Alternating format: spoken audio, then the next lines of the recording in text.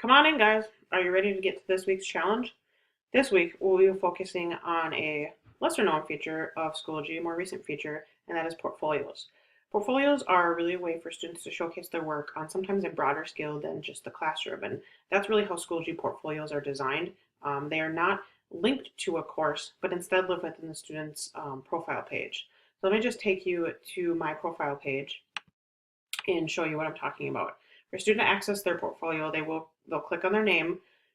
And again, I should throw out a disclaimer here. Students will have to do this within the web browser. All students have access to it, but just not via the app at this time. I will look over on my left-hand navigation pane and click on portfolios, and there I'll be taken to any portfolios I have.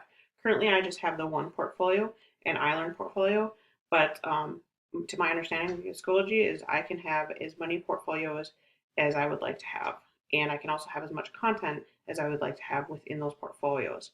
And I can click on it and I can see the content that lives within those portfolios. I can make some updates to it, and I can also share those portfolios with other people.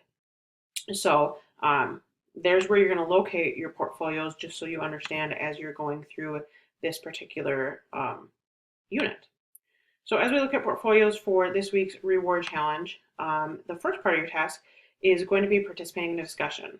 And right now, as I click on it, because the course isn't technically open yet, you will see that there are 5 small group discussions. Don't worry, you're only going to be assigned one. Everybody's going to be randomly assigned a discussion, and I will assign that to you, and that's the only one that you should see when you open up this folder for this course. And all discussions look the same, they just have a different article to them.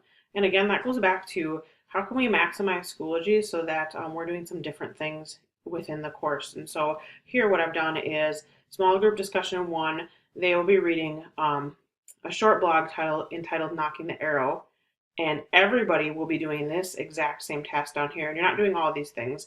These are just some reference points for you, and posting to a small group discussion. So it might be 3, 4, or 5 of you, depending how many participants we end up with in the final course. And you will be having a discussion just based on your own article using some of these sentence frames to get your thinking going. And if I pop back out here, you can see, I'm just going to click on small group discussion 2, and you can see they have the same sentence frames, the same concept, the same idea, but they're going to be reading an article called Assessing Student Portfolios. When all is said and done, I will open these up so that everybody can see, or at least have the links to all these articles in case you want this information.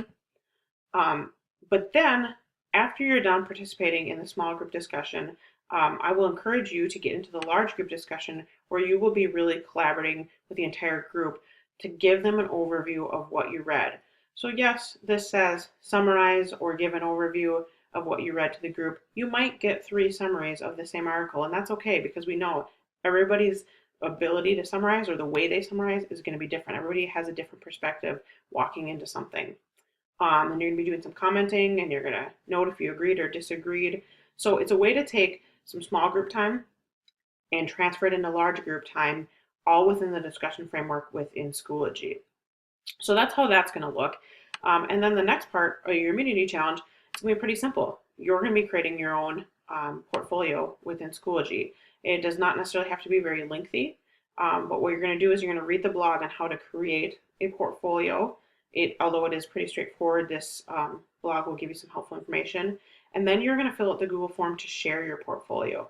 So once you fill out that form, you will find that all the responses of your classmates are populated down here. So I can click on any of my classmates and be taken directly to their portfolio. So if I click on this link right now, you would be taken directly to the portfolio that I've chosen to share with you.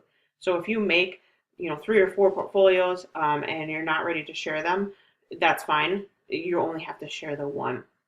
And again, this is a way just to showcase student work, give students some voice and choice in the things that they think are important, or the things that they think they did well, or the things that they think that they have truly mastered.